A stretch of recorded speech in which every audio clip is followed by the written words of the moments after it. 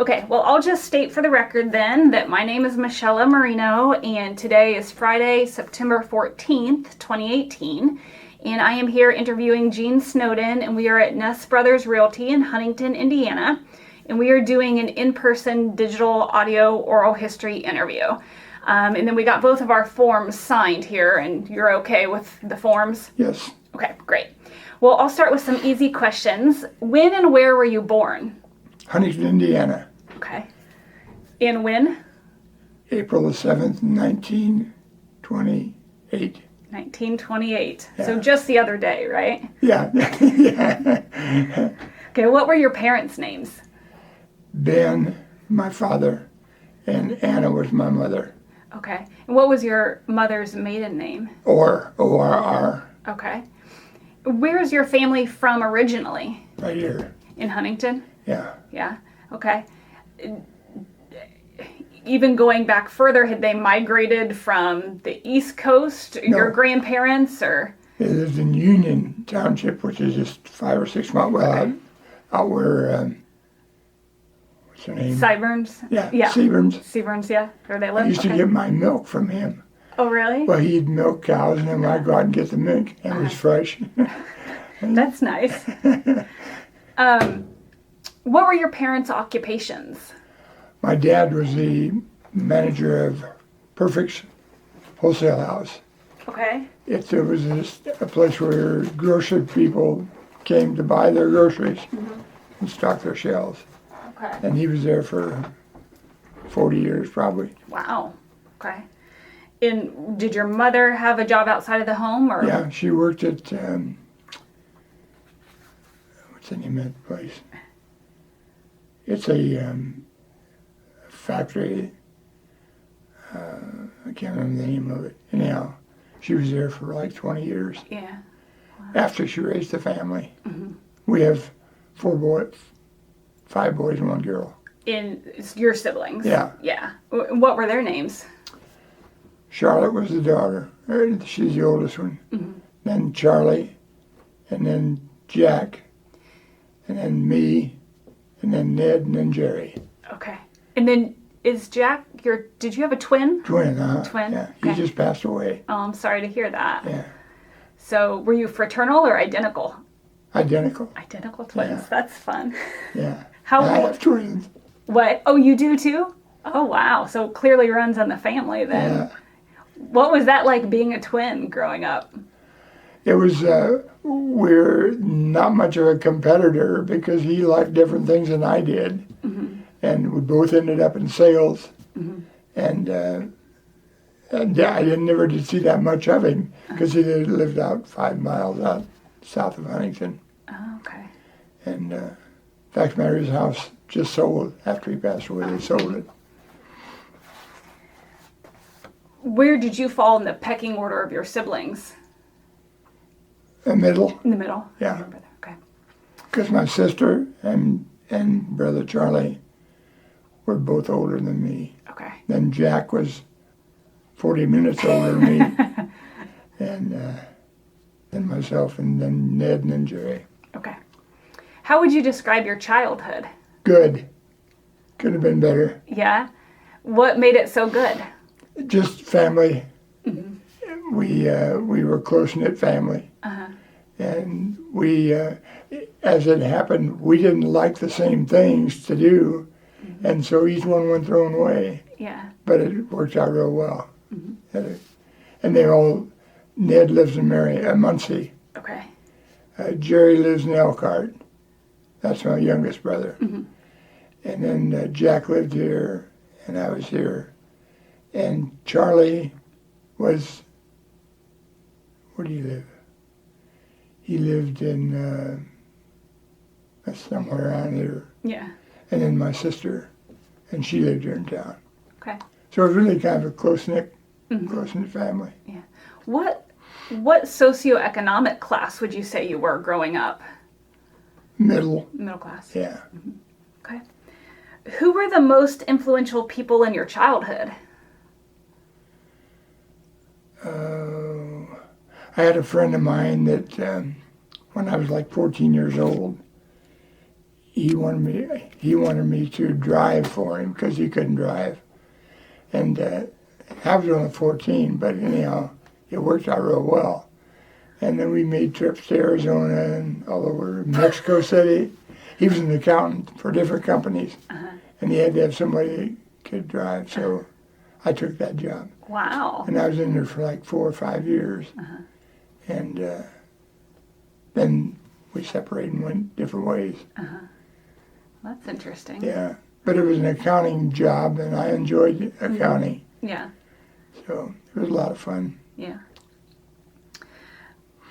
As a child, what understanding, if any, did you have about your family's politics or political beliefs? Didn't.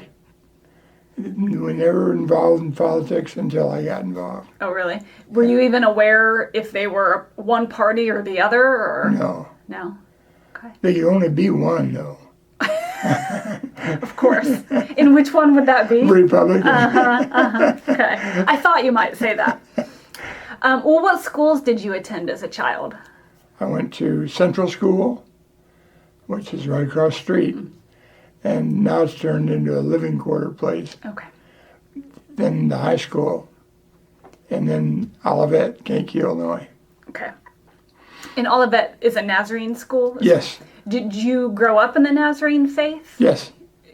Did your family attend church regularly? Yes. And so an important part. Okay. How would you describe your educational experiences? Did you like school? I did like school, and I liked accounting real well because of the influence that fella I drove for. And it was just an interesting time, and I suppose that's one thing that drove me into the different field I went into. And so it turned out a real blessing. Yeah. Well, thinking about, I guess, the time frame of when you would have been in school, you would have been a teenager during World War II, is that right? Yes. Yeah. How did that affect you or your family? Well, my twin brother and I were supposed to be called into service, and 2 weeks before we did, Truman canceled the draft. Oh, wow. Canceled the draft law, so we didn't go. Were you happy about that or sad or? Well, I'm looking forward to going into the service because it's a constructive area, but it turned out okay. Yeah. You don't know when you're that age.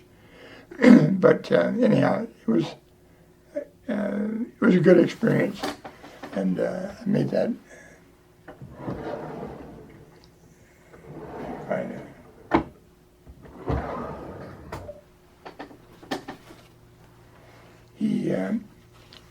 Truman probably did me a favor, by canceling draft law, but I wish I would have been able to go into service. But I never went to enlist. Enlistment now was my vocabulary. So, but anyhow, it all worked out. Yeah. Did your older brother have to serve? No. No. Neither one of us did. Okay. Now, Charlie did. He was in the Navy. And Ned, which is the one younger than me, was in the Navy also. We had 2 of them in the Navy. Oh, okay. And they were at Chicago. Was your family, did they take war jobs or affected by rationing or things like that? My mother worked at a factory that made materials for war.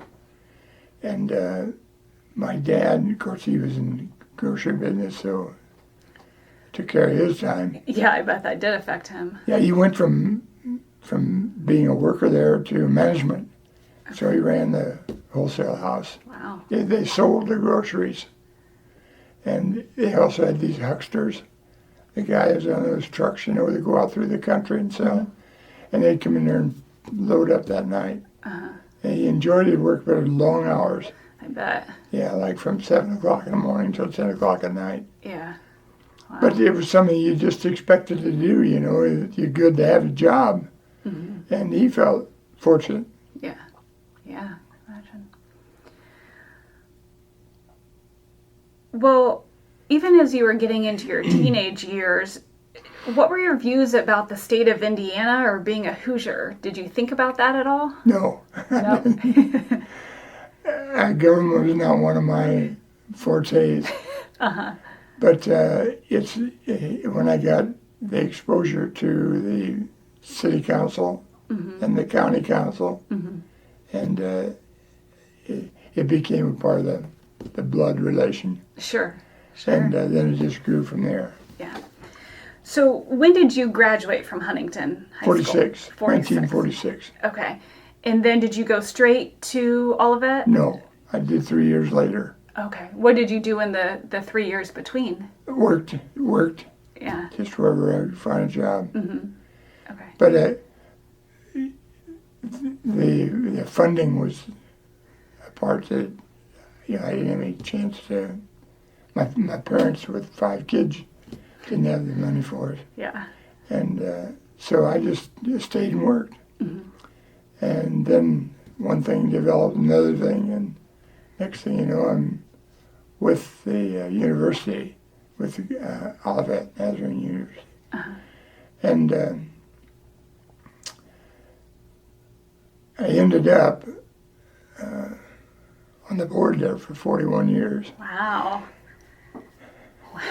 That's a long time service there. Yeah. Well, what did you major in when you were at Olivet? Majored in accounting. Accounting. Right. Yeah. I really enjoyed that. It was good. What did you hope to do when you graduated? Didn't have any idea. I was just trying to find a place to call home, and that happened to be a way to do it. Yeah. Did you know you wanted to come back to Huntington? It didn't make me any difference. Yeah. But when you have a community that's a part of your life, it's easy to stay here, rather than to go out and try to find someplace else. Right. So, but it worked out just perfect. Yeah. That's great. How did you view your college experiences? What was college like for you? I was only there a year. Oh, okay. And then met my wife. Well, she wasn't a wife then, but she met my girlfriend. Turned into a wife. She was from Michigan. I would never have met her otherwise. Okay. And Carol? Carol. Smith? Okay. Yeah. And so you met her there. So did you get married while you were still in college, or did you wait till you were after? Till we were out. Yeah. Because she was 2.5 years there earlier than I was. Okay. So she jumped a couple of the degrees. Yeah. And but that's where it all started from. So when did you graduate from there? I didn't graduate. No, you didn't. You just went there for a year, and Yeah. then so you and Carol came back here. Yes. Yes. Okay. Gotcha. When you were in college, did you start thinking about politics at all, or No. still no? Okay. It was just, it's one of those happenstances, I was walking down the street one day, and this county chairman said, "Why don't you run for county council?" I said, "What do they do?" He said, "Well, you meet when they call it, and you govern the county with your judgments." So I said, "Well, let me talk to my wife." So I talked to her, and she said, "Do what you want to do." So I went back to him. I'd be happy to, and that was a stepping stone. Yeah. Was that an elected position or no? Yes. Yeah. So you had to go through the election. Right. Okay. Well, we'll come back to that here in just a second. So when you came back from Olivet, then what type of work did you do at that point? Let me think.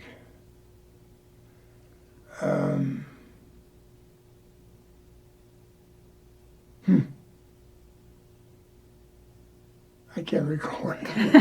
That's okay.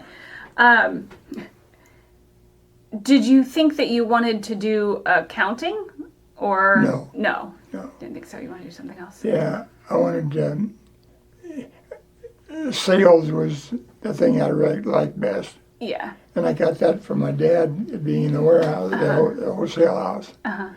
And then things kind of took shape to get involved with the political arena. Mm-hmm. And from there, it was just one job after another. Yeah. And it was really an interesting time. Yeah, I bet. So when did you and Carol get married then? We got married we just passed 69 years, so I'll let you figure it out. I can figure that out, okay. Yeah. And then you had children, right? Yes. And 4 daughters. 4 daughters. We had 3 in 1 year. Whoa. Because the twins were born a day before my oldest daughter was a year old. Wow. I bet you all were busy there for a while. She was. I I bet. love scratching where it didn't itch. Yeah. Oh my goodness. What were your daughters' names? Connie was the oldest one. Mm-hmm. And then Barb and Bev are the twins. And Jody's the youngest one. Okay. Yeah. Okay, so you started telling me about how you got into, was it county councilman? Yeah. Was that in the early 60s or was that Early 60s. early 60s? Uh-huh. Okay. What was that first position like? It was just on call whenever they needed you, or they'd call a date and you'd be there. Uh-huh. And I really did enjoy every step we took in the political arena, because it was just a different thing all the time. Uh-huh. And it was important to me because I knew that what we did there was going to affect a lot of people. Mm-hmm. So what types of things did you do in that position? Or what type of problems would come up? Oh, anything involving the county, whatever. Well, there's a lot of different things that affect it. Mm-hmm. But it's just one of those things where it takes a judgment call, and you want to make sure you're doing the right thing because it affects a lot of people. Yeah. And so it turned out real good. Yeah. So I'm assuming you ran it as a Republican. Yeah. Right. So at that point, did you have a sense of like what the party was like, or No. was that what everyone was up here? Or how did you get into the Republican Party? My closest friends were Republicans, mm-hmm. and one of them was the county chairman, and so that worked out real well. Yeah. And he was also the head of the license branch. Okay. So, and he was a good supporter of mine, mm-hmm. and gave me a lot of opportunity I wouldn't have had otherwise. Uh-huh. And what was his name? Paul Johnson. Paul Johnson. Uh-huh. Okay. Well, as you started getting in at the county level, so obviously Paul Johnson was very influential. Were you looking to state leaders or national leaders? No. So it was all starting local then? Yeah, I was happy where I was until Senator Kalklasser, who was not principal, but a teacher at the university. And he stopped me one day and said, "Why don't you run for state representative?" He said, "We got a joker and it's a laughing stock of the House." And I said, "Well, what do you have to do?" Important question. Yeah. So I told him I'd think about it. And so I asked my wife, and she said, "Do what you want to do." So I just threw my hat in the ring for the state representative job and won it. Wow. Did you have to campaign or anything like that? No, I didn't. Okay. The activities I had in the community were things that exposed you to that element. Yeah.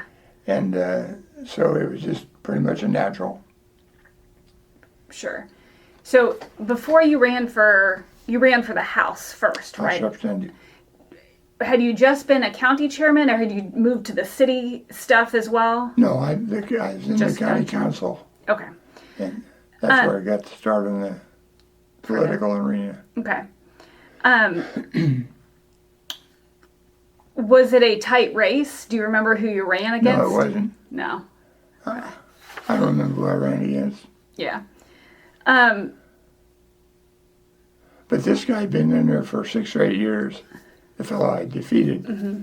And I only went against him because this Senator Kalklasser told me he's a laughing stock of the house, and we need to get somebody that's got some reputation. Mm-hmm. Were you scared at all doing this, or were you excited? I was excited. Yeah. It's a new venture, Uh-huh. and it's Indianapolis rather than Huntington County. Yeah. And so, yeah. How, had you spent much time in Indianapolis prior to this? No. No? Uh-uh. So, okay. Well, do you remember what you were thinking as you went to the State House that first day? Yeah, it was like an open book. Uh-huh. And you wonder who's going to be writing in it. Uh-huh. That's funny. Well, how did you start to learn the ins and outs of state government?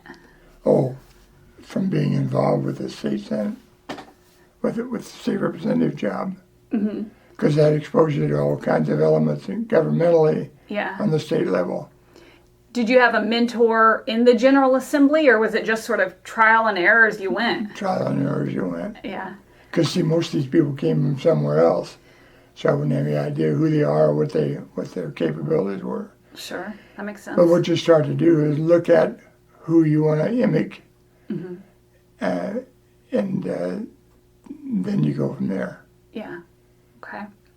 I had a couple friends of mine that were in the legislature that were real good people to be with. Yeah. And they had a good background and well established. And so I just kind of hung close to them. Who were some of those friends that you made? Well, the one was Charlie Bosma, and his son now is the Speaker of the House. Right. See, who was it? There were a couple of them. Charlie was one of them. He was the main one because he was in the Senate already. And he was a good leader, a good person to mimic. Sure. And it worked out real well. And then Bob Garten was Speaker of the House. Was the President pro tem. And I developed his relationship from being in the Senate. And then one day he said, I'd like to run for Speaker, or for President pro tem. And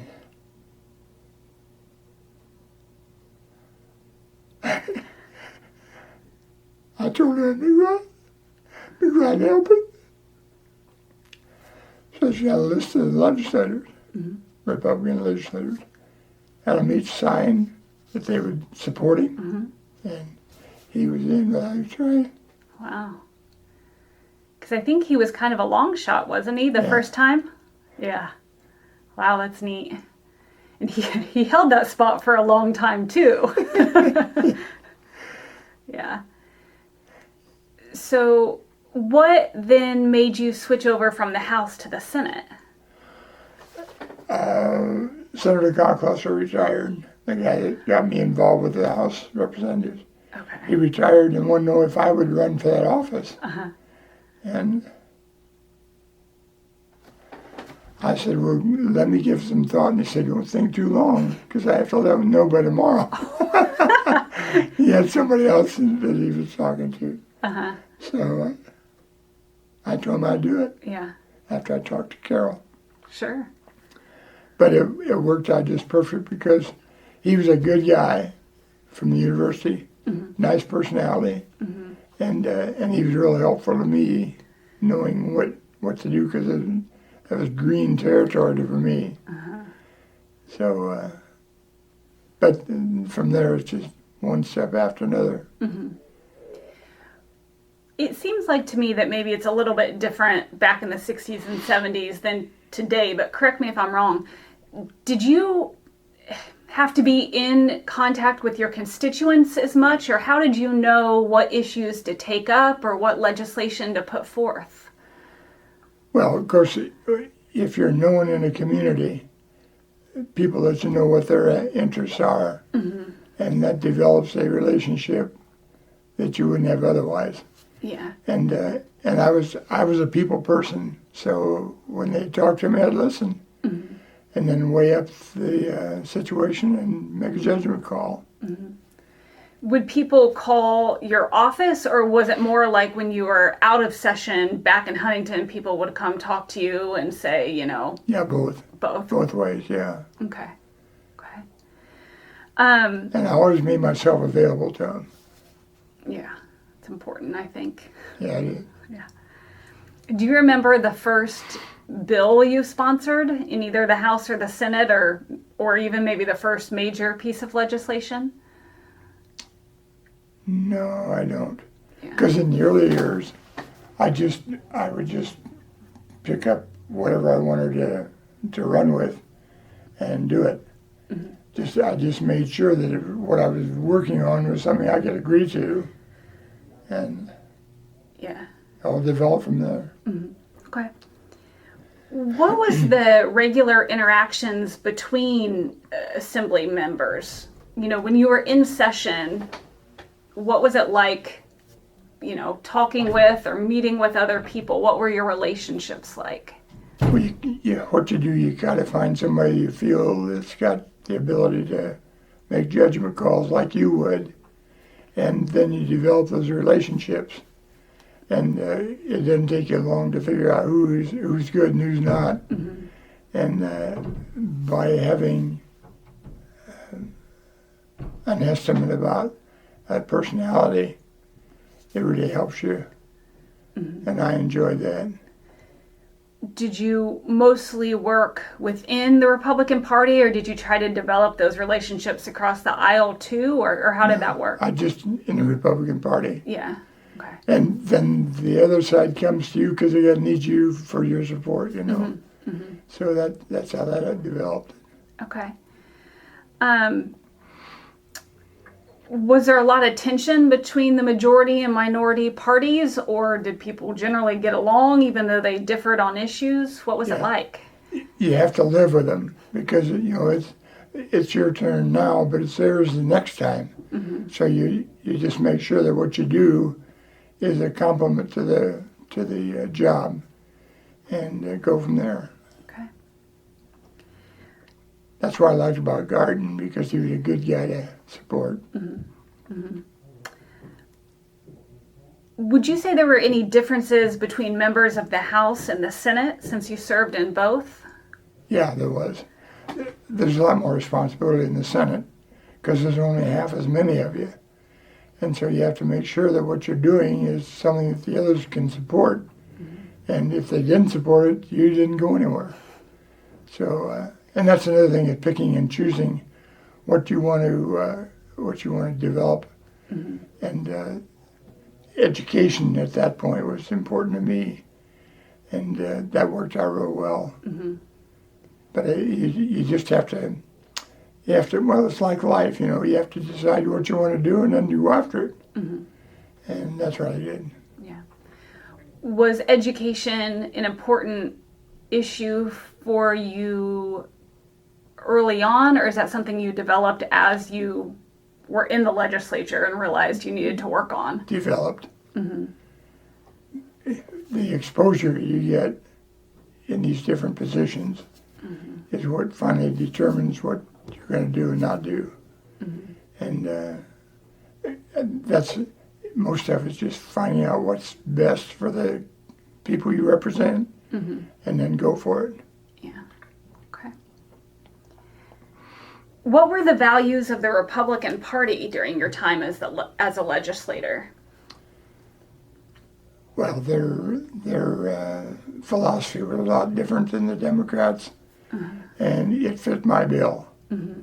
I mean, I enjoyed the relationship with the Republicans. Mm-hmm. And this Paul Johnson was a good example, too. He would help me a lot to know what the background of whatever it was we were working on. Mm-hmm. And I appreciated that. Mm-hmm. Were there key issues as like a caucus that you felt like the Republicans needed to work on, or that these were always the same issues you were pushing, or? It changed. Mm-hmm. It depended on what you were exposed to. Mm-hmm. But there again, it becomes a judgment call.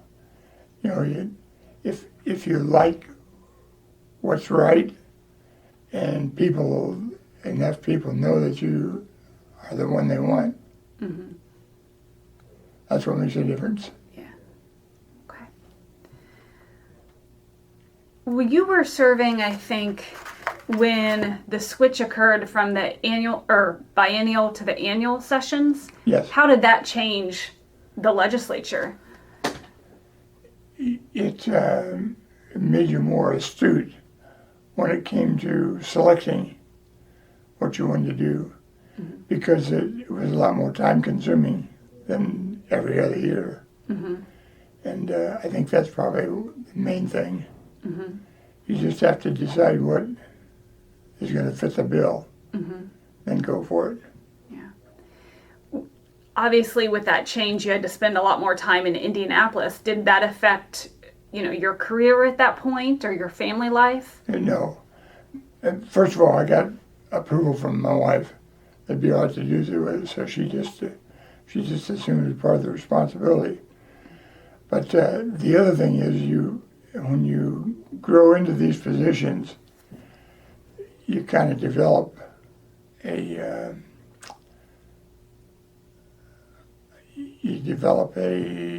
attitude toward government that determines where you're going to go from there. Mm-hmm. And I was real happy that I chose the direction I did. Mm-hmm. Because it all worked out perfect. Yeah. Okay. You were serving in the 1960s and 70s and later as well, but that was obviously a really tumultuous time in the United States. Did sort of national issues trickle down and affect state issues? Any big ones that you recall? It does, because whatever you have on the national level came from the state level. And that's where your structure of push and enjoyment comes from. Okay. Do you recall what some of the major political or social issues were that you had to grapple with during that time? Oh, no. I don't remember. Yeah. Okay. What was your relationship like with your seatmate? Oh, on one side was good and the other side wasn't good. My close friend, excuse me, was Bill Dunbar from Terre Haute. Okay. We were, two different elements entirely, and yet we got along real good together, and we carried legislation together, and he became a real close friend. Yes, what you kind of do is pick and choose who you think is going to be a supportive of yours, then you go for it. Mm-hmm. Kind of surround yourself with those people. Right. Okay. Well, you've already shown this to me a little bit today, but I've read you were known for your sense of humor and your puns. How did you use humor in the legislature? Well, whatever they were working on, if it fit a joke or something, I'd relate it, the tie-in. And of course, you do it with intelligence rather than ignorance, because after a while, if you don't do it right, you're not going to be there. Right. So. Now, I think I read a story somewhere. I don't know if this is true or not, so correct me. But if people were giving a speech on the floor and it was too long, you would hold up a time card. Is that true? That's true. That's funny. And the people appreciated it. I bet they sitting did. down over me. Yeah, I bet they did. That's funny. But you get these wordy people. What? Oh. You get these wordy people, and some of them like to take the time, and you're busy, and you don't want to sit there and listen to mumbo jumbo. Right. So. Well, can you walk me through the process of generating a bill? When you knew that you wanted to put forth legislation, what then happened? You get a supporter from the Democrat side, in my case, and you have friends over there who you trust and who you don't, and you go to the trustworthy ones and explain to them what you're trying to do. They put their name on the bill. Okay. And then they would help you in committee actions and whatever else. and go before the floor and explain to them what they're endeavoring to do. They picked up the Democrat side. So, and then if there's any questions, they always refer back to the author. Then you have to go up and present your side of the coin. Okay. So would you have to do the research yourself, or did you use like legislative services, or Me. you did it yourself? Yeah, right. Okay. Yeah, because they're busy with so many different things. And when you need them, that's when they're not available. So I just developed my own workings Okay. and worked out real well. Okay. How was legislative business conducted, like outside of formal votes and committee meetings? You know, did you meet with people and talk, or what did that look like? Yeah, the guy told me one talked to me about bill number so-and-so, and I said, I hear better on a full stomach, so maybe we ought to go get a bite to eat. Yeah. You know, you're down there with no expenses no expenses, income. Right. And they expected that. But it wasn't hard because if they like you, they'll do it. Sure. And So that's what I did. And they said, where do you want to go? I said, out to Fujiyama. You know what that is? no.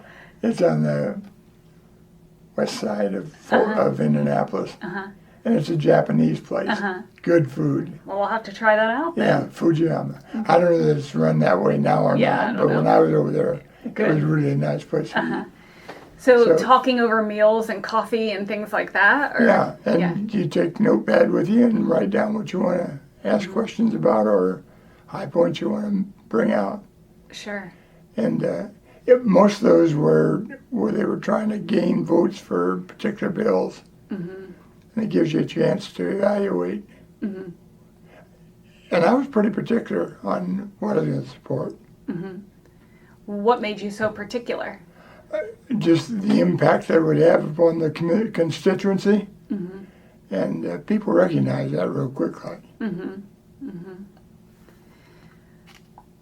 Did you have a sense then of how people would probably vote on issues before the voting took place? Or was it cutthroat, unknown until the end? Well, what you do is try to find the people you want to talk to about it that's influential in their committee or their branch. Sure. And so if they're compatible with it, you run with them. If they don't, you back away and go a different direction. But you always try to find people that would complement the bill and would be a vote getter. That's how that stuff gets passed. Yeah. You got to have someone sort of shepherding it through. Right. Got it.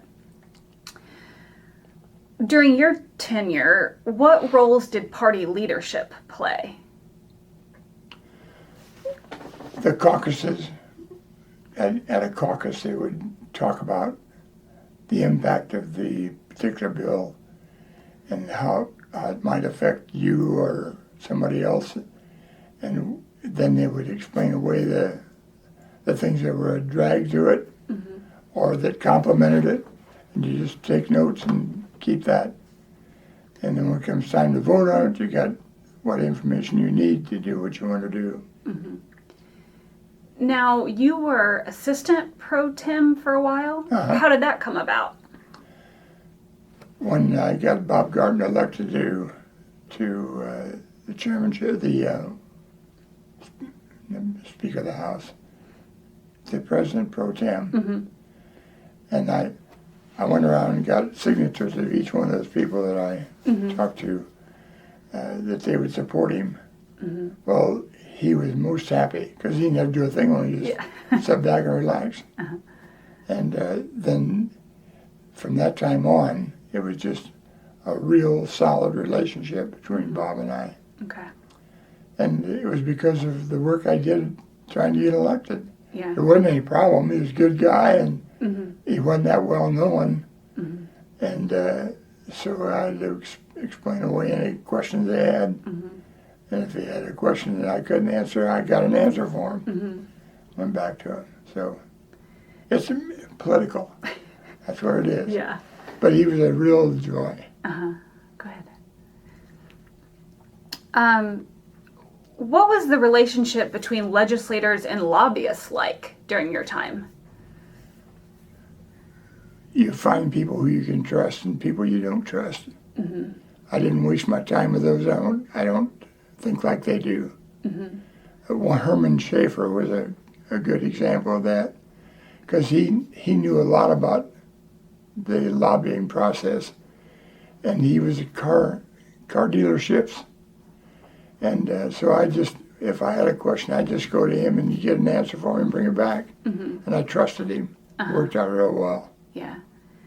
So would lobbyists sort of just come try to talk with you and get you on board with their legislation, or would you not even interested in really talking with them? Like, what was their access like? No, I listened to them all.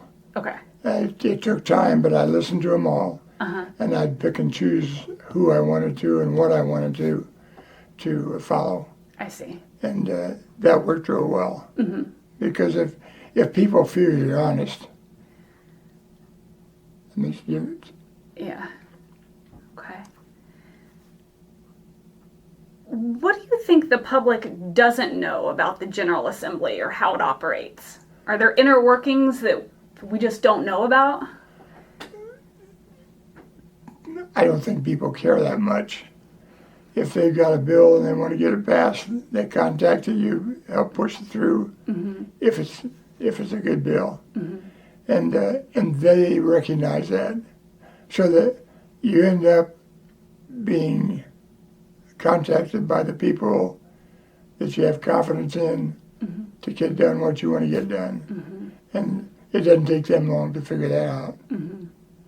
So if there's people who have, issues that they want to put forth, they'll come to you. But if not, most people just aren't aware of how it works, you think? Yeah, they trust you. They trust you. Yeah. To do the job for them. Yeah, because if you have confidence in somebody, let them do it. And if that doesn't work out, you go talk to them. If that doesn't work out, then you drop them. Yeah. Yeah. But it's just a personality situation where you. Yeah. Well, I was wondering if you could tell me a little bit about, because I don't quite understand all of this. I know that you said you were involved in helping get Bob Garton in, and then you were assistant pro tem too. But before him, I know, was it Phil Gutman and Chip Edwards and some others who kind of gotten in trouble through different things, which is why I think Garton was so straight-laced about how he wanted to operate. So do you remember what happened with Chip Edwards and the bail bill? I think he probably took money. I don't know that for a fact. Yeah. But he was an attorney, and they'd do a lot of things that you and I wouldn't think about doing. And that's the same type of situation. I liked Edwards real well, but you have to keep an eye on people like that too. I never got exposed to him with a group, but they had their favorites, and I just make sure I'm not caught in the middle of something that was not right, and it worked. Yeah, that's good. Because I think with that, the bail bill, didn't you sponsor that legislation that was one of yours? Yeah. Yeah. What was, do you remember what that bill was? Yeah, I don't. Yeah, okay. I remember it was a bail bill, but I don't remember what. Yeah, what it was. Okay. And when you go to get, when you go to assume a position, you better know what you're doing. And I always contact the people I had confidence in that have a good reputation to get it answered. That's what makes the difference. So you got to know who to trust and build right. that network. Yeah. Okay. How did your legislative life affect your family? Well, I got their permission to begin with before I ever got exposed to it. And then, of course, once you're in there, then it's just up to you to make the thing work. And my wife was real supportive, and I kept her apprised of all the things that were happening because she was here with 4 kids and I'm down there doing my trick. Yeah. And so you just have to make sure good communications. Yeah. Like anything else. Sure. What was your... Were you selling insurance or were you doing realty during this time of your service? Insurance. Insurance, Yeah. okay. How was that balancing that career and the legislative career? Well, I had a twin brother that was in the insurance also. Okay. And so when I needed help, I'd just go to him and I'd let him follow through on the local level. Okay. So it worked out as a team. Yeah. He was a county commissioner too. That's nice then. Yeah. What were the most controversial legislative issues during your time? Is there anything that sticks out for you? No, because I would study whatever they're working on, and then I'd make a judgment call and I'd stick with it. It's the wishy-washy ones that get in trouble. And it's where you do one thing one time and another, and that's what destroys your image. So you wanted to make sure you were consistent. Right. Okay. Is there a piece of legislation that you remember that you felt like you worked really hard on and that was really important to you? Yeah, they had an educational bill, and the university was not sponsoring, but it's supporting it. And so I made sure that I thoroughly understood and knew what the structure of it was. And then whenever anybody would ask me, I could just unload on them, They know. Was this the one that allowed people who gave donations to get the tax credit in businesses? Yeah. Is that bill? That was Yeah, one of them. Yeah. Okay. Because that sounds like that was an important one that changed financial for colleges. So did you have a close relationship to Huntington, was it college at the time, before you went to the legislature? Yeah. Okay. Yeah, because a lot of the stuff I worked up there on, and the president was a good friend of mine. And so he would converse with me about things that were effective in their branch of the education. And then I'd carry the ball on it. Yeah. Okay. I've read in a couple of different newspaper articles that you were sort of known for being anti-regional or anti-regionalism. What does that mean? He was circumventing local government, and I didn't like that. I mean, it was like 10 states would get together and do whatever. Well, I've never known 10 states that agreed on anything. So I didn't. It's called regional government, and I don't like regional government. And I wasn't a bit backward by it. Was that something that was just... Why was that so popular during the time, or was it? I guess? It was becoming popular, and I did everything to fight it I could, and it finally died out, left. But it could have been a real damaging thing because when you deal with a regional, you're getting away from the local, and I didn't like that. And so I fought hard to get that straightened away. Why didn't you like it? What was important about it to keep it local for you? Because you're taking the power away from the people locally and giving it to somebody in 5 states over. Because that's what it was different than the state thing. And but anyhow, and it all developed later and showed up real good. So I appreciated that. You have to be careful what you stick your head into because it can reflect back on you, either good, bad, or indifferent. And so I was always extra cautious to because I'm also a religious person, and I want to make sure that what I did there didn't jeopardize that ability to do what you want to do with religion.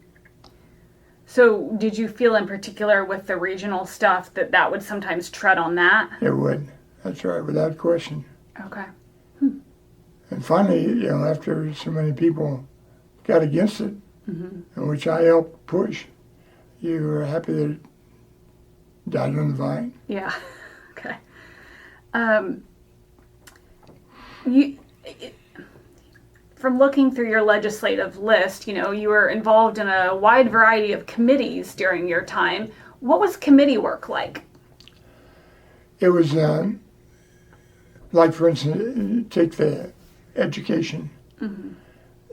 There are certain things that would affect a lot of people adversely if it ever got out of committee.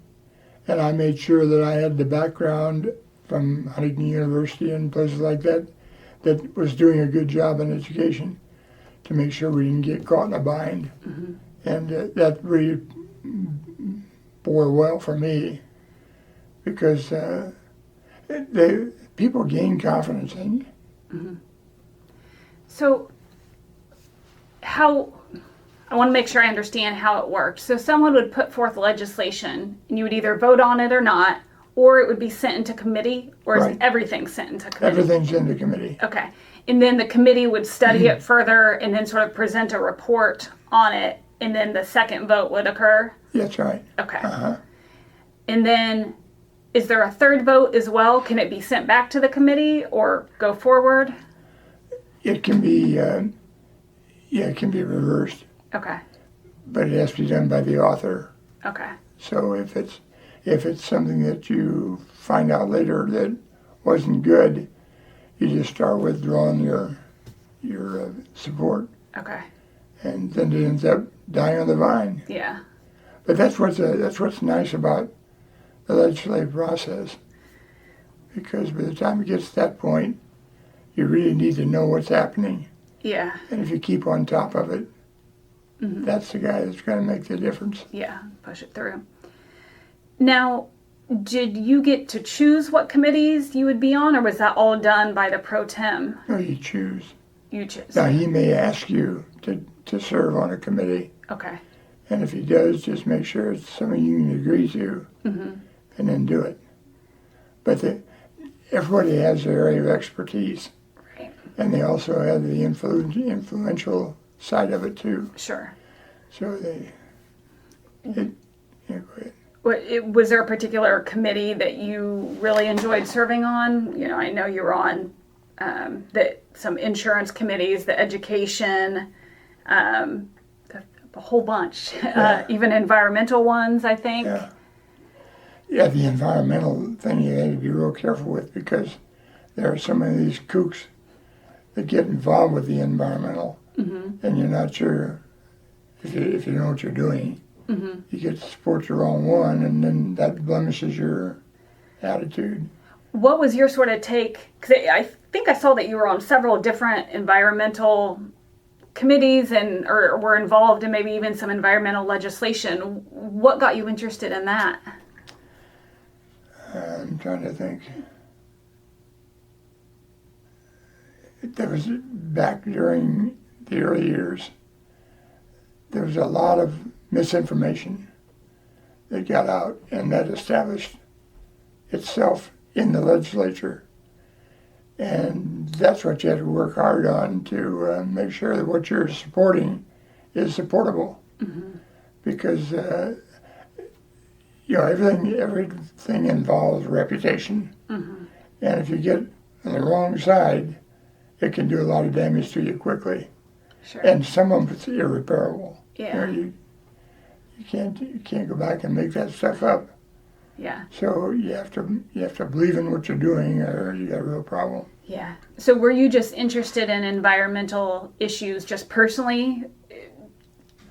Not really. Yeah, it was more through the... Yeah, through the legislative process. Okay. Because people come to you and they have a problem with it, explain it to you, and then you make notes, and when it comes time to make a judgment call, you got what you want. Okay. But that develops a good basis for your future. Yeah, absolutely. I know we talked about being assistant pro tem, but I think you were assistant Republican caucus leader, chairman, and also floor leader. What did those positions entail? Well, the floor leader was what the President Pro Tem wanted done, and to support his cause.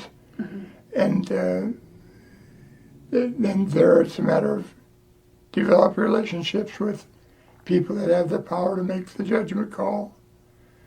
And Senator Bosma was a good one, and so was Dr. Borst, good guy to work with. And their philosophy was right, and so I developed friendships with those people, and whenever I had a question, they could answer it for me. Okay. Most of it is personality influence. Yeah, who you get along with and trust and like. And okay. Can you tell me about maybe the biggest hurdle you overcame during your time as a legislator?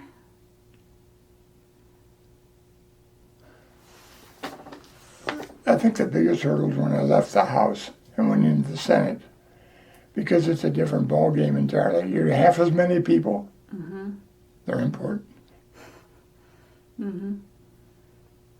So you just have to make sure that what you do is something you can live with. It's like everything else, it creates a reputation. Yeah. It sounds like that was really important to you, making sure that you maintained that and took the proper steps. Right. Okay. What was your proudest moment as a legislator? Well, I think the most important thing was the Assistant President Pro Tem, because that puts you in leadership position right next to the leader, and that developed a real good program for me. And of course, when you get to that point, then people respect you more too, because you've gained ground and are in a position where you can do them some good too if they need it.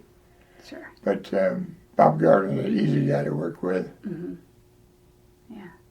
I'm going to talk with him in a couple weeks, so Are I'm you? excited about that. Yeah. You would like him. Yeah, he seems very friendly, very nice. I suspect I may know the answer to this, but what, in your opinion, is the most important work of the Indiana General Assembly? The ferreting out the trash and pushing the good legislation. Because it comes down to who can support what and why do you support it. And then if you're vocal and you're on the good side, that makes you a better person. Okay. It's all reputation. Yeah. Well, when did you leave the General Assembly?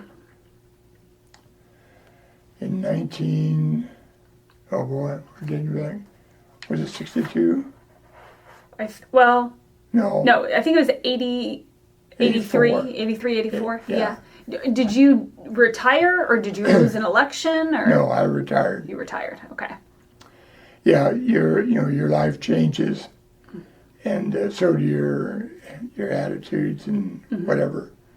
And at that point, I just had enough of the legislative process that I wanted to make a change. Okay. Now, I think I read, I'm not going to remember the title of it, but were you then appointed to another state position? Was it a commissioner of? Oh, well, I'll tell you what happened. Okay. The guy that had this office that I took had been pilfering money. It's because it was selling, it was, had to do with licensure. And Orr called me and told me that he got a problem over there.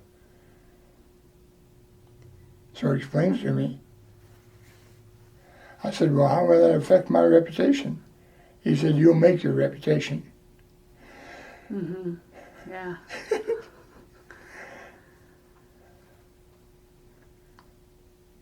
So,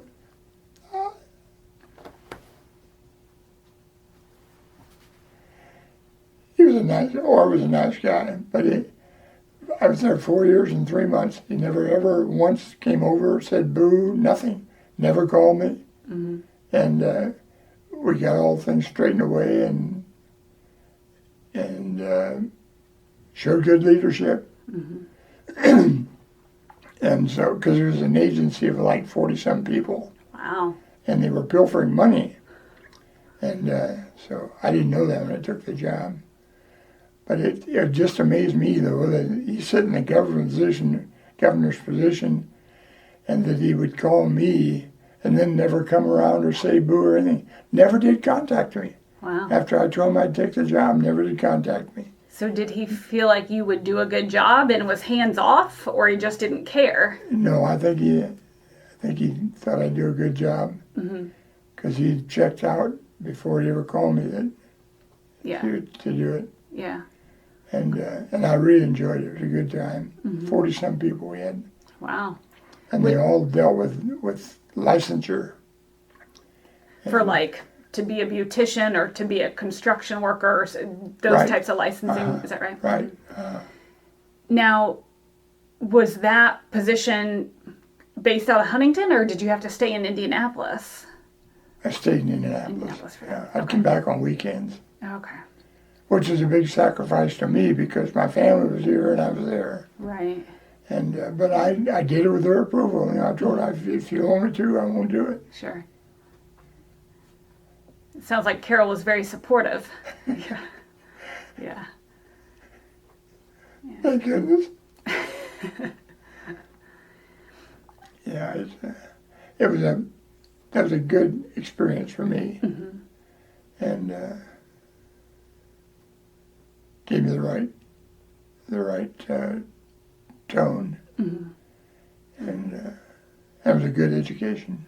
I'll bet. Yeah. Now, so you stayed in that job 4 years, and then what did you do after that? Oh boy.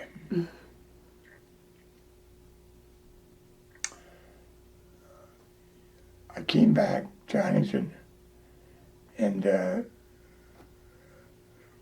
reestablished my insurance. Took it away from my twin brother, and which he was happy for because he hadn't. When you dump two people's items on one person, so he was happy for the transition. But that's what did it. And he got tired of doing two people's job. Sure. And because when you transfer those names over to him, then he starts drawing the commission, and I'm on the outside looking in. And but I had the other job, you know. Right. And to tell you what kind of a situation it created, I had $1,800 a year from the legislature, and this job paid $60,000 a year. So my income, bingo. Yeah. And so I didn't mind losing the insurance side of it when I had this side to take care of. Sure. And it just worked out perfect. So. Okay.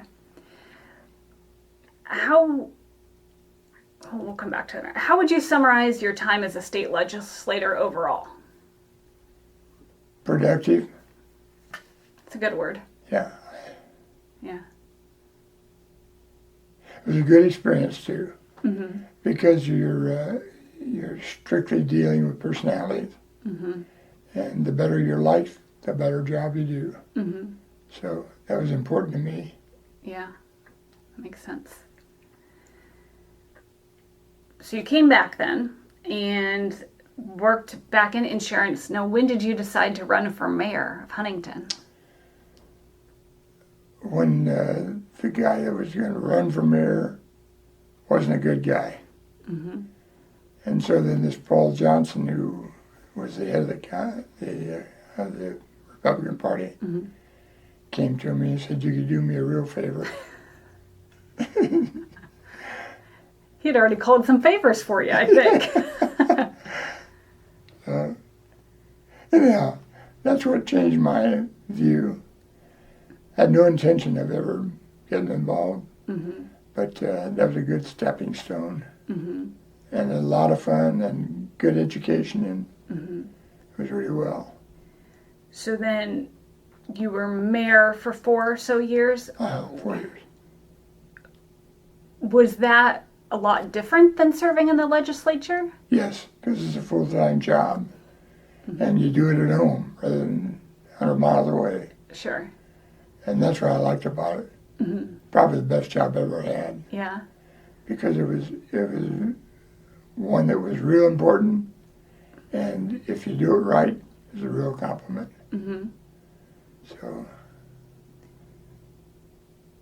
So what did you do? What have you done since then? I take it you're not retired. No, it's not in my vocabulary. When I left the mayor's office, I'm trying to think what I did. I was on the board at Olivet, and that took quite a bit of time. I was there for 41 years. But anyhow, it was an enjoyable time and with good quality people. And then, of course, when you're in that position, there's a lot of influence on a lot of different areas. And that kind of gets in your blood. And so the school was in the process of building. And it now has like 4,000 students. Wow. And it just kept, and the guy that was in there was a good friend of my daughter's, and which gave me a good insight. So I enjoyed the relationship there too. So, but it was a good experience. The mayor, you mean? No, the education. The education was working from over there. Olivet. Yeah, yeah. Okay. And I got a doctorate from them. Oh, Doctor of Laws degree. That's a nice honor. Yeah, it was. Real. Yeah. Wow. Well, I just have a few more questions here. Okay. How has the state changed over the course of your lifetime?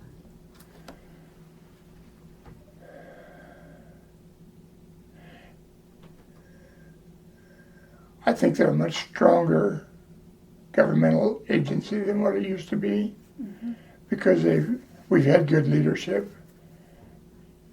and each time, each person, and Dr. Bowen's a good friend of mine, and I did a lot of work for him, but it was a pleasurable job, and our government in Indiana is the best. It's honest and pure.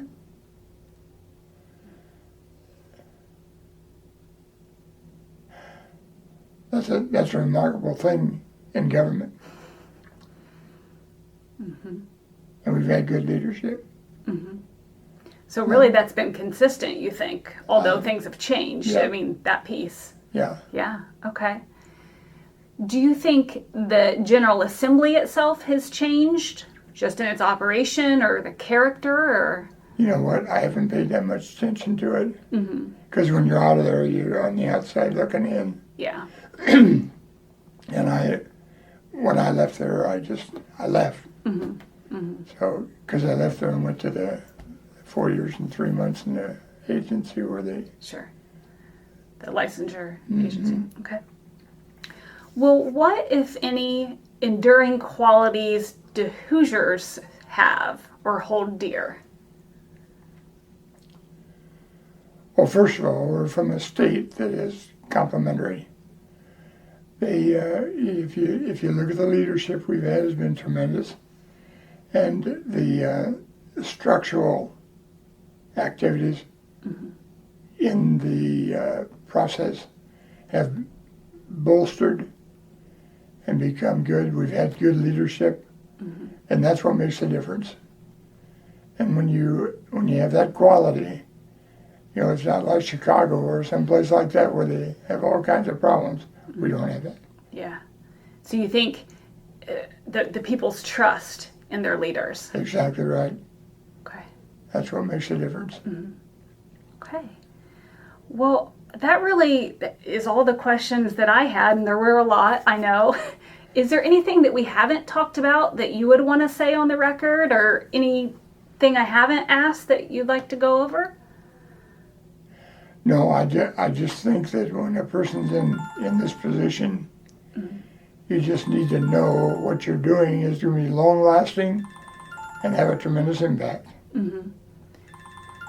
So I think that's the important part about government. It's a great place to expose honesty and integrity, and that's what, and I understood that going in. So that's what you develop, and I appreciate it. But it's been good to me. Yeah, too. Well, great. Well, thank you so much for taking time out of what is still a busy day for you, I think. So yeah, I really appreciate it, and I've enjoyed hearing about your experiences. They're really interesting. So I forgot to tell you one thing. Yeah.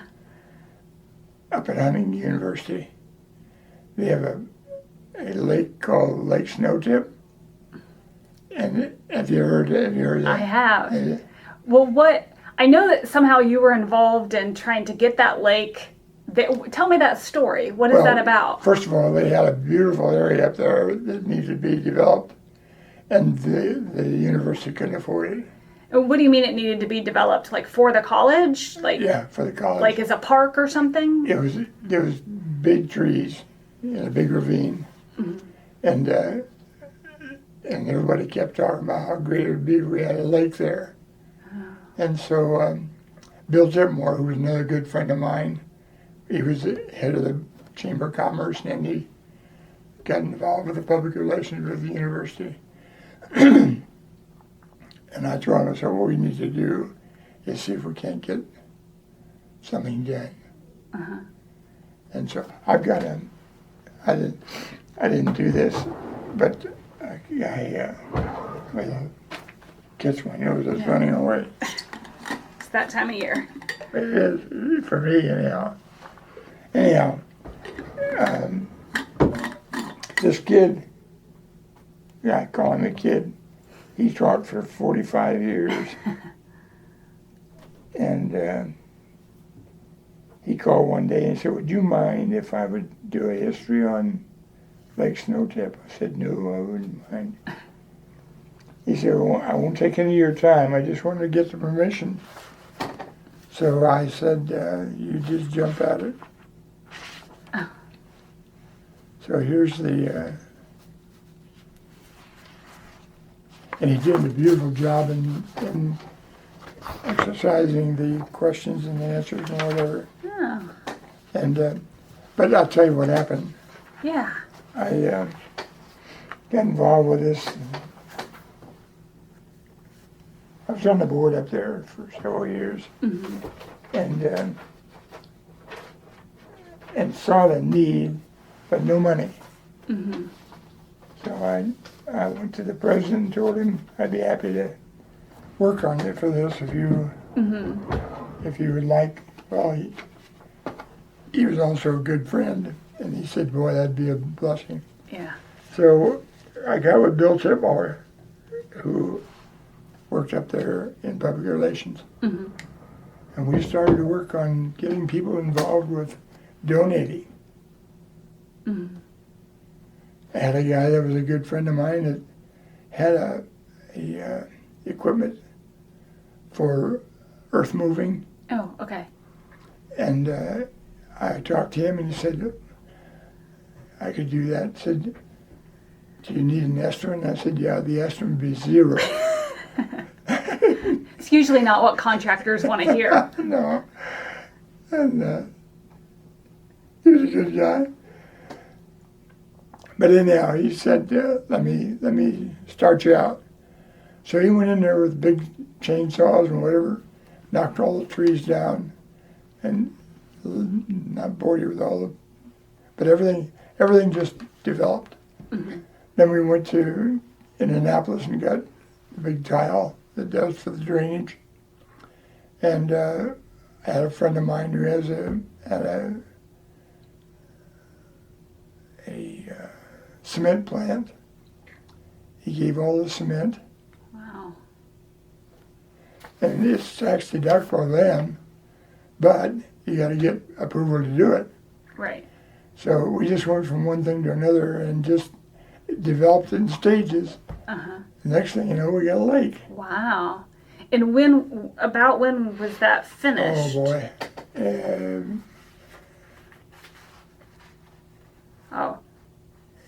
67? Yeah. Around there? Uh-huh. Okay.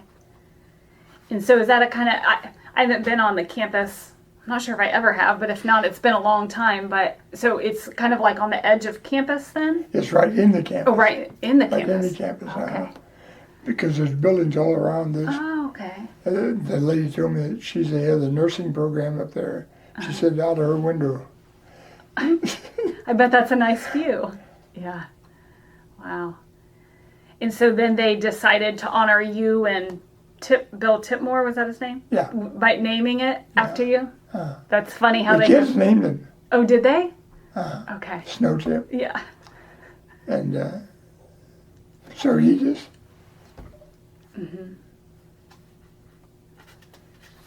He gives a history of it. Okay. But he did a good job in doing that too, because I didn't give him any information whatsoever.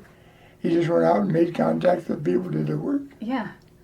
Is this my copy to Yeah. keep? Oh, yeah, that'd be great to have that information, to know a little Yeah, more this about guy's been a teacher for 45 years Uh-huh.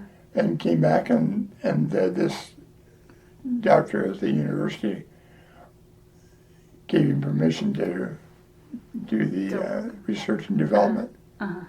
And he did a good job. Yeah. Well, that's nice to have that Yeah, that story told. right. So, well, great. Yeah, I'd read a little bit about it, but I wasn't sure exactly how that came about. So, Yeah, that's how it is. yeah, that's nice. But that's the whole history right there. Yeah. It was just trial and error. Yeah. We went out and contacted who we need to contact. Went to Indianapolis, got the big trial donated. Mm-hmm. And it's amazing how, if you ask in a nice way, what they do. Mm-hmm. Well, that's a great and important story too. So, Yeah. It's, that'll be there forever, so. yeah, it's a nice legacy to have. Is there anything else that we haven't covered about your time in the legislature, or has mayor, or any stories that we've left out?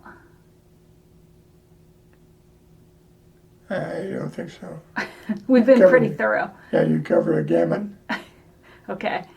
Well, thanks again for talking with me. I really pleasure. appreciate it. So Yeah, I'm glad to have been enjoyed able to come up today. I am glad to meet you too.